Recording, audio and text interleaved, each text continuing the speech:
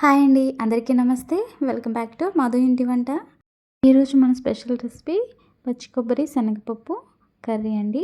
ఇలా పచ్చి కొబ్బరితోనూ పచ్చి శనగపప్పుతో కర్రీ కనుక ప్రిపేర్ చేసుకుంటే చాలా బాగుంటుంది. నాకైతే ఈ కర్రీ చాలా ఇష్టం అండి, one of the favourite curry. మరి మీరు కూడా ఇది ఎలా ప్రిపేర్ చేసుకోవాలో చూసేయండి. ముందుగా మనం కర్రీకి కావాల్సిన ఇంగ్రీడియంట్స్ ఏంటో చూసేద్దాం.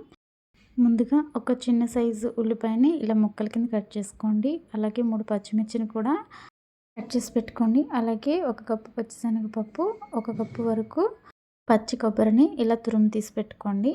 ఇప్పుడు మనం కప్పు శనగపప్పుని వాటర్లో బాగా వాష్ చేసిన తర్వాత కుక్కర్లో వేసేసుకోండి. ఒక 2 గ్లాసెస్ వరకు వాటర్ వేసి కుక్కర్ మూత పెట్టేసి ఒక 3 విజిల్స్ వచ్చే వరకు అవ్వనివ్వండి. 3 విజిల్స్ వచ్చిన తర్వాత ఒకసారి మూత తీసి చూడండి, పప్పు కుక్ అయిపోయింది కదా. ఇప్పుడు ఈ పప్పుని స్ట్రైనర్తో ఒక బౌల్లోకి అయితే తీసేసుకోండి, వాటర్ లేకుండా. ఇప్పుడు మనం కర్రీ ప్రిపేర్ చేసుకోవడానికి స్టవ్ పైన వేరే ప్యాన్ పెట్టుకొని కొంచెం కర్రీకి సరిపడా ఆయిల్ అయితే వేసుకోండి. ఆయిల్ కొంచెం హీట్ అయిన తర్వాత మనం ముందుగా కట్ చేసి పెట్టుకున్న ఆనియన్స్ ఉన్నాయి కదా, ఆ ఆనియన్స్ ముక్కల్ని ఈ ఆయిల్లో వేసేసుకోవాలి. ఆనియన్స్ అస్సలు ఎక్కువ వేయకండి, కొబ్బరిలో ఆనియన్స్ ఎక్కువ అవసరం లేదు. అలాగే పచ్చిమిర్చి కూడా వేసేసి వీటిని లైట్ గోల్డ్ కలర్ వచ్చే వరకు కూడా ఫ్రై చేసుకోండి. ఇవి ఫ్రై అయిన తర్వాత మనం ఉడికించుకున్న శనగపప్పుని అలాగే కొబ్బరి తురుము తీసుకు పెట్టుకున్నాం కదా, ఆ కొబ్బరి తురుము కూడా వేసేసుకోవాలి. ఇక్కడ నేను ఒక కొబ్బరికాయని ఫుల్గా ఇలా తురుము తీసుకున్నాను. మీరు శనగపప్పు క్వాంటిటీని బట్టి కొబ్బరికాయ వేసుకోండి. కొబ్బరికాయ మరీ ఎక్కువ వేయకూడదు, అలా అని శనగపప్పు కూడా ఎక్కువ వేయకూడదు. నేను ఇదొక కప్పు అదొక కప్పు వేసుకున్నాను. ఇప్పుడు కర్రీకి సరిపడా సాల్ట్ వేసుకోవాలి. అలాగే కొంచెం పసుపు, కర్రీకి సరిపడా కారం కూడా వేసుకోవాలి. నేను 2 టేబుల్ స్పూన్ వరకు కారం వేసుకున్నాను. రుచికి సరిపడా కారం వేసుకోండి. మీరు కారం కొంచెం ఎక్కువే పడుతుంది కొబ్బరిలో. అలాగే 1 టేబుల్ స్పూన్ వరకు అల్లం వెల్లుల్లి పేస్ట్, కొంచెం కరివేపాకు వేసుకున్నాను. ఇవన్నీ కూడా ఒకసారి బాగా మిక్స్ అయ్యేటట్లు కలుపుకోండి.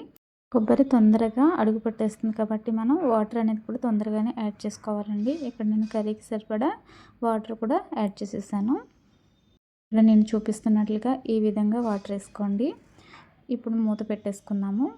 మూత పెట్టేసిన తర్వాత స్టవ్ని మీడియం ఫ్లేమ్లోనే ఉంచి ఒక 5 మినిట్స్ కుక్ చేసుకోండి. కర్రీ మనకి చక్కగా ప్రిపేర్ అయిపోతుంది. ఒక 5 మినిట్స్ తర్వాత మనం ఇలా మూత తీసి చూస్తే చూసారు కదా, కర్రీ అనేది ఆల్మోస్ట్ మనకి ప్రిపేర్ అయిపోయింది. ఇప్పుడు ఈ కర్రీలోకి మనం ఒక 2 స్పూన్స్ వరకు మసాలా వేసుకుందాం. ఒక 2 స్పూన్స్ గరం మసాలా ఇక్కడ నేను యాడ్ చేస్తున్నాను. మసాలా వేయడం వల్ల మంచి రుచి వస్తుందండి కర్రీ. 2 స్పూన్స్ వరకు వేసి బాగా కలిసేటట్లు ఇలా కలుపుకొని ఒక 1 మినిట్ కుక్ చేసుకోండి. మసాలా అంతా కూడా కర్రీకి పట్టేటట్టు ఇలా 1 or 2 మినిట్స్ కుక్ చేసుకుంటే సరిపోతుందండి. ఈ కర్రీ ప్రాసెస్ కూడా పెద్ద టైం ఏం పట్టదు, ఈజీగానే తక్కువ టైంలో అయిపోతుందండి. ఇప్పుడు మనం స్టవ్ ఆఫ్ చేసేసి ఈ కర్రీని ఒక సర్వింగ్ బౌల్లోకి అయితే తీసేసుకుందాము. చూసారు కదా, వేడివేడిగా మంచి టేస్టీగా శనగపప్పు కొబ్బరి మసాలా కర్రీ అయితే మనకి ప్రిపేర్ అయిపోయింది. చూడ్డానికి కదండి, టేస్ట్ కూడా చాలా బాగుంటుంది. మీరు కూడా ట్రై చేయండి, డెఫినెట్గా మీకు ఈ కర్రీ నచ్చుతుంది. మీరు కూడా మీ ఇంట్లో ట్రై చేసి ఎలా వచ్చిందో కామెంట్ బాక్స్లో నాకు కామెంట్ చేసేయండి. ఈ కర్రీ కనుక మీకు నచ్చితే ప్లీజ్ ఒక లైక్ ఇవ్వండి. నా వీడియోస్ కనుక మీకు నచ్చితే నా ఛానల్ని సబ్స్క్రైబ్ చేసుకోండి. అలాగే మీ ఫ్రెండ్స్కి రిలేటివ్స్కి కూడా నా వీడియోస్ని షేర్ చేయండి. మరిన్ని ఇంట్రెస్టింగ్ రెసిపీస్ కోసం చూస్తూనే ఉండండి మధు ఇంటి వంట. Thanks for watching.